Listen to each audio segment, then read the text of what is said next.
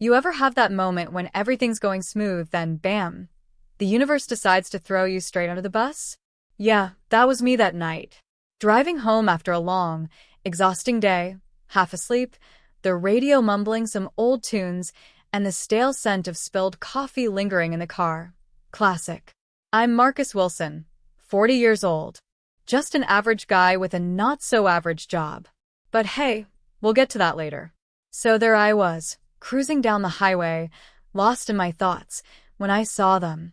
Red and blue lights flashing in my rearview mirror. Oh, come on, I muttered. It's like cops have a built-in radar for ruining peaceful nights. And they weren't subtle about it either. Sirens blaring, those obnoxious lights flashing like it was some kind of parade. All right, Marcus, play it cool, I told myself, flicking on my turn signal and easing over to the shoulder. I reached for my license and registration, because, let's be real, I wasn't about to give them any excuse to be extra annoying. I follow the rules. I know the drill. Then they stepped out, two white officers, moving with that certain kind of swagger that just screamed, "We own this road." One was tall and wiry, rocking a mustache that looked like it had been glued on for laughs. The other?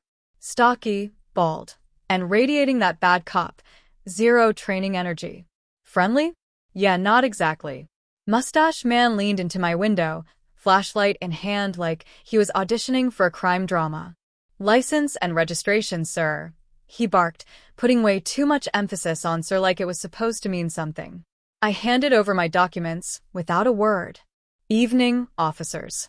What's the problem?" I asked, keeping my tone even. No point in poking the bear. Meanwhile, Baldy circled my car, shining his flashlight into every corner like he was expecting to uncover a hidden arsenal or a pile of stolen gold. Joke's on him, just a couple of old coffee cups and some gum wrappers. "Where you headed?" Mustache asked, eyeing me like I'd just confessed to robbing a bank.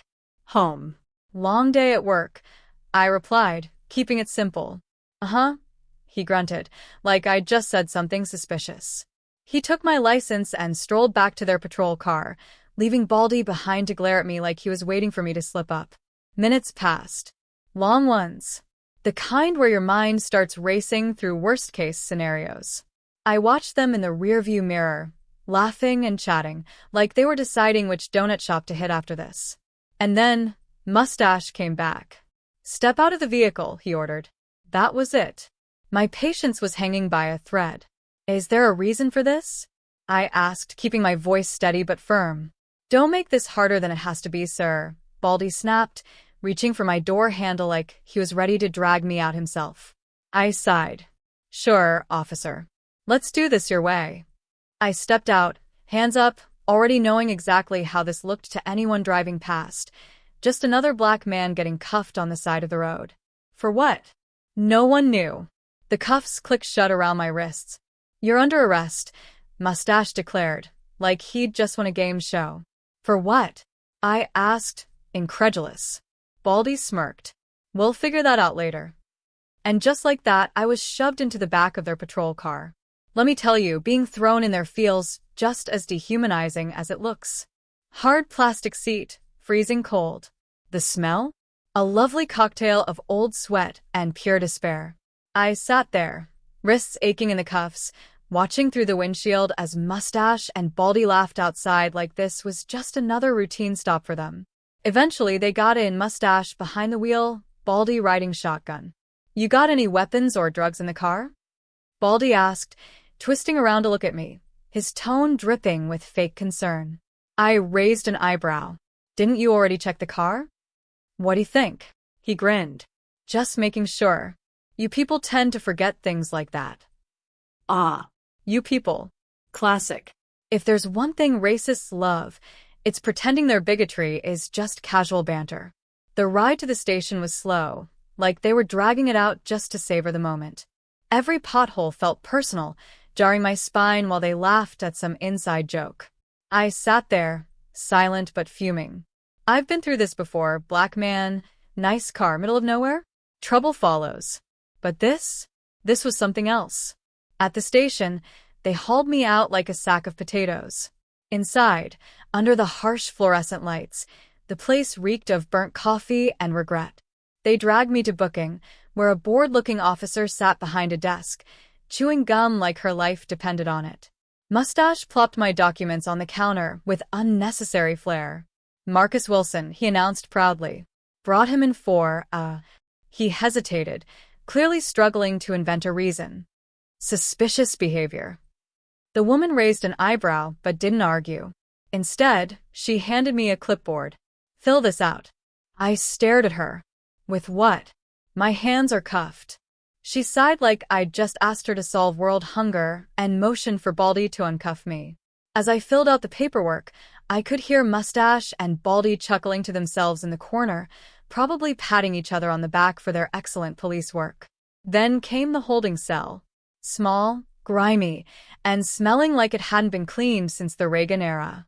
A couple of guys were sprawled out inside, one snoring, the other giving me a half-curious glance.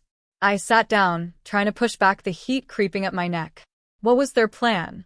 Keep me here all night, hoping I'd break? Or was it just about humiliation? Time dragged on. An hour, maybe two. Then Mustache reappeared, leaning casually against the bars. So, Marcus, he drawled, his voice thick with condescension, what's a guy like you doing in a car like that? I looked up, my expression unreadable. You mean a black guy like me? His smirk faltered, just for a second, before snapping back into place. Hey, don't make this about race, buddy. I chuckled darkly. Trust me, I didn't. You did that all on your own. His jaw tightened, but he had nothing to say. Instead, he turned to Baldy, muttering something that made him snicker. I stayed calm. Let them have their fun. Because when this was over, they wouldn't be laughing. Morning came, and with it the courtroom. The moment the judge looked at the file my lawyer handed her, I saw the flicker of panic on Mustache's face. Agent Wilson, I said, standing tall. United States Secret Service. The room fell silent. You could hear a pin drop. The judge turned to Mustache. Officer, did you know this when you arrested him? He stammered, but it didn't matter. The tables had turned. By the end of the hearing, Mustache and Baldy were suspended, facing serious charges of their own. As I walked out, reporters swarmed me, shouting questions. I didn't stop, just tossed one line over my shoulder. Sometimes, the bad guys wear badges. But the law doesn't play favorites. Game over. Justice served. If you enjoyed this story, make sure to subscribe to Emotive Heartfelt Tale for more powerful stories like this. We appreciate you, we value you, and most importantly, we love having you as part of our community. See you in the next one.